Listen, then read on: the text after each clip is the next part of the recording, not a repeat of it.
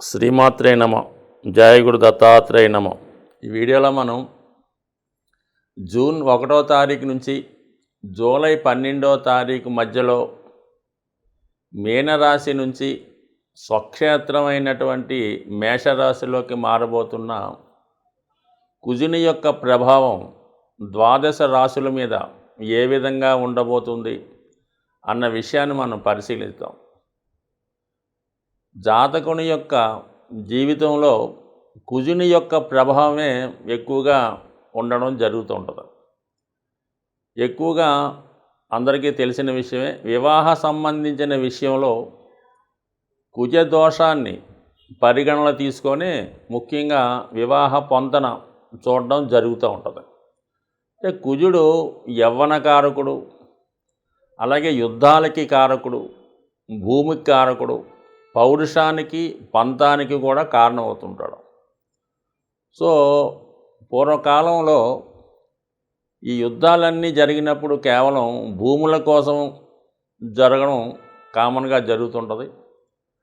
లేదంటే రెండవ కారణం ఏంటంటే స్త్రీల కొరకు యుద్ధాలు ఎక్కువ జరుగుతూ ఉన్నాయి. మరి ఈరోజు కూడా మరి ఎటువంటి యుద్ధాలు జరిగినా లేదా ప్రస్తుతం రహస్యంగా జరుగుతున్నటువంటి మారణ హోమాలు, ఈ హత్యలు, రోడ్డు ప్రమాదాలు, ఇటువంటి వాటికి కూడా కుజుడు కారణం అవుతుంటాడు. అంటే ఈ నవగ్రహ క్యాబినెట్లో కుజుడు సైన్యాధ్యక్షుడు అవుతున్నాడు. దాని కారణం వల్ల దేశ రక్షణకు సంబంధించినటువంటి అన్ని ఉద్యోగాల్లో కూడా జాతకుడు కానీ జాతకురాలు కానీ ప్రవేశించాలన్నా కుజుడు తప్పనిసరిగా బలవంతుడై ఉండాలి. ఇంకో విధంగా చెప్పాలంటే ఒక జాతకుడు కంపల్సరిగా ప్రభుత్వ ఉద్యోగం చేయాలంటే తప్పనిసరిగా కుజుడు బలవంతుడై ఉండాలి. సో ఈ కారణం వలన జాతకంలో, జన్మజాతకంలోనూ గోచారీత్యా వచ్చినప్పుడు కుజుడు బలాన్ని బట్టి జాతకుడి యొక్క వివాహ జీవితం, ఉద్యోగ సంబంధించిన విషయాలు, ముఖ్యంగా ఆర్థిక సంబంధించిన విషయాల్లో కూడా కుజుడు ప్రధాన పాత్ర వహించడం జరుగుతూ ఉంటుంది. అంటే చాలా వరకు మరి ఈ భూములు రేట్లు పెరగడం, ఈ స్థలాల యొక్క లావాదేవీలు, అలాగే మరి ప్రస్తుతం వివాహాలు జరిగేటప్పుడు మరి కట్నాల రూపంలో ఈ భూములు ఇవ్వడం, ఇవన్నీ కూడా మరి ధనానికి సంబంధించినది, ఆస్తులకు సంబంధించింది, గృహానికి సంబంధించింది అంతా కూడా కుజుడు ఆధీనంలో ఉండడం జరుగుతూ ఉంటుంది. కుజుడు స్వక్షేత్రాలైనటువంటి మేష వృశ్చికాల్లోనూ, ఉచ్చస్థితి కలిగినటువంటి మకర రాశిలోనూ చాలా బలవంతుడై ఉంటాడు. ఒక స్త్రీ జాతకంలో కుజుడు బలవంతుడై ఉంటే, అంటే స్వక్షేత్రంలో కానీ ఉచ్చులోని ఉంటే, ఆ అమ్మాయికి వివాహం అయిన తర్వాత భర్త ఏ స్థాయిలో ఉన్నా ఖచ్చితంగా ఉన్నత స్థాయికి వచ్చి అధిక ధనాన్ని సంపాదించి ధనవంతుడయ్యే అవకాశం ఉంటుంది. అదే ఒక స్త్రీ జాతకంలో కుజుడు బలహీనుడై పాపగ్రహాలతో కలిసి ఉంటే వివాహ జీవితం ఇబ్బంది పడుతుంది. పెళ్లి తర్వాత జాతకురాలి యొక్క భర్త కూడా మరి నష్టపోవడం, ఉద్యోగం పోగొట్టుకోవడం, ఎందుకు పనికి రాకుండా పోవడం, కొన్ని సందర్భాల్లో మరి బలహీనుడిగా మారడం కూడా జరుగుతూ ఉంటుంది. అందుకని ఏంటంటే మరి అబ్బాయిలు కానీ వివాహం చేసుకునేటప్పుడు అమ్మాయి జాతకంలో కుజుడు బలంగా ఉంటే ఖచ్చితంగా చేసుకుంటే వీళ్ళ యొక్క జీవితం 100% ఏ స్థానంలో అయినా ఏదో ఒక రంగంలో పైకి వచ్చే అవకాశం ఉంది. మరీ ముఖ్యంగా క్రీడారంగం అవ్వచ్చు, ఏదన్నా సైనిక వృత్తికి లేదంటే గవర్నమెంట్ సంబంధించింది కూడా అభివృద్ధి పడుతూ ఉంటుంది. అలాగే మరి పనిలో పనిగా అబ్బాయిల జాతకంలో కూడా శుక్రుడు బలంగా ఉంటే ఆ అబ్బాయికి వివాహం అయిన తర్వాత భార్యకి కలిసి రావడం, తద్వారా ఇతనికి జ్ఞానోదయం అంటే భాగ్యోదయం అవ్వడం జరుగుతుంటుంది. కొన్ని సందర్భాల్లో సంతానం కలిగిన తర్వాత, ముఖ్యంగా స్త్రీ సంతానం కలిగిన తర్వాత అభివృద్ధి కలుగుతూ ఉంటుంది. అలాగే ఇరువురు జాతకాల్లో కూడా కుజుడు బలంగా ఉంటే వివాహం అయిన తర్వాత వారి జీవితం కలిసి వస్తుంటుంది. అలాగే మరి ప్రథమ సంతానం కలిగిన తర్వాత వాళ్ళకి కలిసి రావడం కూడా జరుగుతుంటుంది. ఏదైనా జాతకంలో ఇంపార్టెంట్గా అంటే ముఖ్యంగా కుజుడు యవ్వనకారకుడు కాబట్టి బాల్యం వదిలేద్దాం, 12 సంవత్సరాల వరకు బాల్యం వదిలేస్తే అక్కడి నుంచి ఇంచుమించుగా ప్రస్తుతం 12వ సంవత్సరం నుంచి 36 సంవత్సరాల వరకు కుజుడు యొక్క ప్రభావం ఎక్కువగా ఉంటుంది. అందుకని ఈ టైంలోనే జాతకుడు పౌరుషాలకి పంతాలకి పోవడం, వివాహ జీవితంలో నిర్ణయాలు తీసుకొని ఇడిపోవడం, ఎక్కువగా ఈ మధ్య వయసులోనే జరుగుతూ ఉంటుంది. 28, 30, 32 ఆ వయసులోనే జరుగుతుంటుంది. కాబట్టి ఖచ్చితంగా కుజుడు జాతకులు అందరి మీద ఎక్కువ ప్రభావం కుజుడిదే ఉంటూ ఉంటుంది. కుజుడు అతి శీఘ్రంగా ప్రయాణించే ప్లానెట్ అవ్వడం వలన అది తొందరగానే దాని ఫలితాన్ని ఇవ్వడం జరుగుతూ ఉంటుంది. ఇమీడియట్గా ఇలా రాశి మారడంటే ఫలితాన్ని స్టార్ట్ చేయడం జరుగుతూ ఉంటుంది. దశ వచ్చిందంటే ఫలితం స్టార్ట్ అవ్వడం జరుగుతుంటుంది. ఎక్కువ ఆలస్యం లేకుండా ఆ పని అయ్యేదాకా కూడా నిద్రపోకుండా జాతకుడు ఆ ప్రయత్నం చేస్తూ ఉంటాడు. కాబట్టి కుజుడు మరి ప్రస్తుతం స్వక్షేత్రంలోకి రావడం జరిగింది. కాబట్టి దాని వివరాలు మరి మిగతా వీడియోలో తెలుసుకునే ప్రయత్నం చేద్దాం. తులారాశి వారికి కుజుడు సప్తమ స్థానంలోకి మారడం జరిగింది. అంటే ఒక విధంగా వీళ్ళకి రుచిక మహాపురుష యోగం అనే పంచమహాపురుష యోగం ఏర్పడడం వల్ల జాతకుడు విశేషమైనటువంటి ధైర్యంతో, కాన్ఫిడెన్స్తో ఏ పనైనా సాధించగలను అన్న ధైర్యంతో ముందుకు వెళ్ళడం జరుగుతూ ఉంటుంది.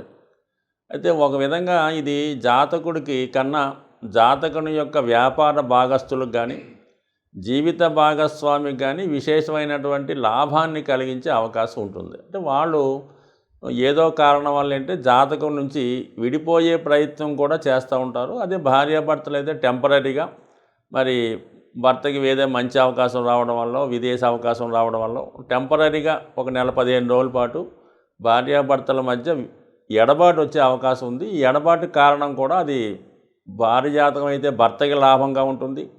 అదే భర్త జాతకం అయితే భార్యకి మంచి అభివృద్ధి కలిగే అవకాశం ఉంది. సో ఇదే సమయంలో జాతకుడు భూములపైన, స్థిరాస్తులపైన పెట్టుబడి ప్రయత్నం చేస్తాడు. తన యొక్క టాలెంట్ని, తనలో ఉన్న నైపుణ్యాన్ని పెంచుకునే ప్రయత్నం చేస్తూ ఉంటాడు.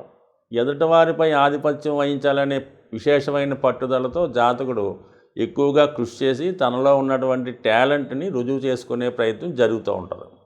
సో అలాగే మరి ఆరోగ్యపరమైన విషయంలో కొంతవరకు జాతకులకు ఏదైనా దీర్ఘకాలికంగా అయినా సర్జరీ జరగవలసి ఉన్న వాళ్ళు ఈ సమయంలో మరి ఇటువంటి ఆపరేషన్కి వెళ్ళడం వల్ల మరి ఆరోగ్యం తొందరగా బాగా చాలా ఉత్సాహంగా ఉండే అవకాశం ఉంది. కాబట్టి మరి ఎట్టి పరిస్థితుల్లో కూడా ఆరోగ్య విషయంలో శ్రద్ధ తీసుకుంటే చాలా మంచిది. బట్ ఎందుకంటే మరి కుజుడు ఈ రాశి వారికి ఒక విధంగా ధన సప్తమాధిపతిగా ఈ సమయంలో మీకు ఇటువంటి సర్జరీ లాంటి ఇండికేట్ చేసే అవకాశం ఉంది. అలాగే దశమ స్థానం కాబట్టి వృత్తిలో బాధ్యతలు విపరీతంగా పెరిగే అవకాశం ఉంటుంది. అంటే గతంలో ఉన్నటువంటి పని కన్నా అదనపు బాధ్యతలు, ఇతరుల వర్క్ కూడా మీ మీద పడడం వల్ల అధిక వర్క్ చేయడం జరుగుతుంది. అయితే వృత్తిపరంగా మీకున్న సామర్థ్యం వల్ల దాన్ని సక్సెస్ఫుల్గా పూర్తి చేసి అధికారుల యొక్క మన్ననలను అందుకోవడం అవకాశం ఉంది. కొంతమందికి వృత్తిలో ప్రమోషన్ కానీ, వృత్తిలో కొన్నిపాటి చేంజెస్ కానీ అవి మీకు అనుకూలంగా మారే అవకాశం ఉంది. సోదైన ఈ సమయంలో జాతకుడు స్థిరాస్తి కొనుగోలు చేసే ప్రయత్నాలు చేయడం మంచిది. ఆర్థిక పరంగా కూడా ధనం సులభంగా మీకు అపురూపంలో పుట్టే అవకాశం ఉంది. బట్ కానీ అన్నదమ్ములతో విభేదాలు రాకుండా జాగ్రత్త పడడం మంచిది. సో అది వృత్తిపరంగా సినిమా రంగంలో ఉన్న వాళ్ళకి, సాఫ్ట్వేర్ రంగంలో ఉన్న వాళ్ళకి ఇది అభివృద్ధికరంగా ఉండే అవకాశం ఉంది. జాతకంలో కుజుని బలం పెరగాలన్నా, కుజుని యొక్క అనుగ్రహం కలగాలన్నా కూడా జాతకుడు ముఖ్యంగా చేసుకోవాల్సింది ఏంటంటే కుజగ్రహానికి అధిదేవుడైనటువంటి సుబ్రహ్మణ్య స్వామి. మరి సుబ్రహ్మణ్య స్వామి అంటే మనకి మంగళవారం రోజు సుబ్రహ్మణ్య స్వామికి విధి విధానంగా ఎక్కువగా అభిషేకం చేసుకోవడం వల్ల మనకి మంచి ఫలితం తొందరగా రావడం జరుగుతుంది. మరి సుబ్రహ్మణ్య స్వామి సర్పరూపంలో ఉండడం జరుగుతూ ఉంటుంది. మరి ఈ మధ్యకాలంలో ప్రతి శివాలయంలోనూ, ముఖ్యమైన దేవాలయాల్లో ఈ నాగప్రతిష్టలు అనేవి జరుగుతూ ఉంటాయి. వాటిని మరి జాతకులు మరి అనుకూలం బట్టి డైరెక్ట్గా సుబ్రహ్మణ్య స్వామి అయితే ఓకే, లేని పక్షంలో ఈ శిలలు, ఈ ప్రతిష్ఠ చేయని శిలలైనా మంగళవారం రోజు ఒక 18 ప్రదక్షిణలు చేసి విధి విధానంగా సుబ్రహ్మణ్య స్వామికి ఇష్టమైనటువంటి ముఖ్యంగా ఏంటంటే చెరుకు పానకం, చెరుకు రసం లేదా ఆవు పాలు, అలాగే బెల్లం పానకం, అలాగే మరి వీటితో అభిషేకం చేయడం, లేదంటే చలిమిడి అంటే కొన్ని ప్రాంతాల వరకు తెలుస్తూ ఉంటుంది, అది చలివిడి నైవేద్యంగా పెట్టడం మంచిది. లేని పక్షంలో చలివిడినే కొద్దిగా ఇంకా అభిషేక రూపంలో పలసగా కలిపి దానితో అభిషేకం చేయడం వల్ల కూడా మీకు విధి విధానంగా మరి సుబ్రహ్మణ్య స్వామి అనుగ్రహం కలుగుతూ ఉంటుంది.